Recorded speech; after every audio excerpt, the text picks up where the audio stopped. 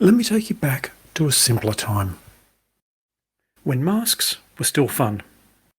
When it was less weird to hug strangers. Let's go back to the magical era of 2019. This was a time when the word unprecedented referred to the number of coins released instead of other stuff. Because 2019 was an unusual year for Australian coins, there were more new coins than any other year. So far. Now, people collect coins for different reasons, but one thing that draws people to coin collecting is scarce or rare coins that might be valuable. This is because the law of supply and demand tells us that if something is hard to find, it's more likely to be valuable. So the rarer a coin is, the more valuable it should be. This is not always the case, of course, but it's a big factor in whether a coin will be worth more than face value. Personally, I like to collect at least one copy of all the different designs, regardless of mintage. But it's a nice bonus to know that a given coin may also be valuable.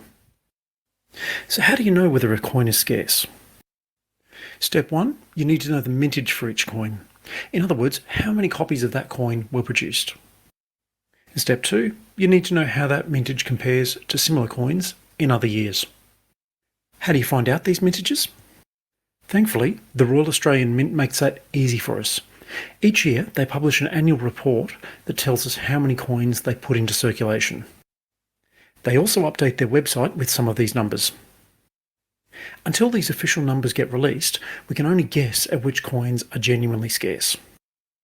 Now that the 2019 numbers have been released in the last few weeks, the guessing is over for 2019. As expected, there are lots of 2019 coins that have unusually low mintages. Now, in a normal year, there may be one or two coins that have a low mintage. In 2019, there were a lot of coins that had a lower than normal mintage. In fact, some coins are so scarce that they've become a lot more valuable all of a sudden. But rather than just delving into a bunch of numbers, let's figure out what your definition of low mintage is. In other words, what do these numbers mean for your collection? How do you determine if a coin is low mintage? I've put together some tables to show you the lowest mintages for each coin up until 2018. In the right column, I've shown the average mintage for each coin. This shows you how different the mintages can be for, say, a 5 cent versus a 50 cent.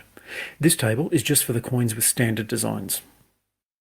Notice that the lowest mintage for the 5 cent coin is actually much higher, 8.3 million, than any of the others. Notice also that the 50 cent coins are a lot lower generally than the other coins. On average, there is only 20-ish million 50 cent coins created each year. But the $1 and $2 coins are about 30 million on average, and the other coins are much higher again. For a different point of view, this table shows the mintages for the special design coins with the lowest mintages. Again, I've added the average mintages in the right column, but these averages are only for the coins with special designs. So see how the lowest $2 coin ever has only 500,000, but again the lowest 5 cent coin is 4.8 million. What's interesting here is that the average of all the $2 coins with special designs is about 2.4 million. That means that a coloured $2 coin with a mintage of 2 million is pretty average compared to other coloured $2 coins. But compare that to a 5 cent or even a regular $2 coin, and a mintage of 2 million is relatively low. So what does all this mean? Basically, a low mintage for one coin could be considered average or even high for another coin. Let's compare the 5 cent to the $2, for example. Up until 2018, the lowest mintage $2 coin was this red poppy with only 500,000 minted.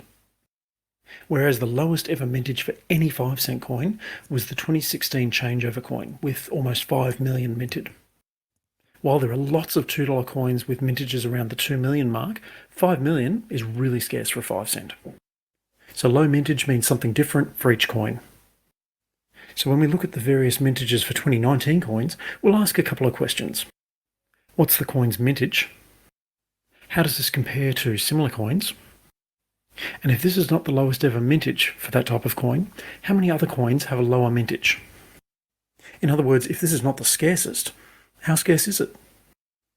Now, some people aren't looking for the scarcest coin, but instead they'll collect any coins with a mintage under, say, 5 million or even under 1 million.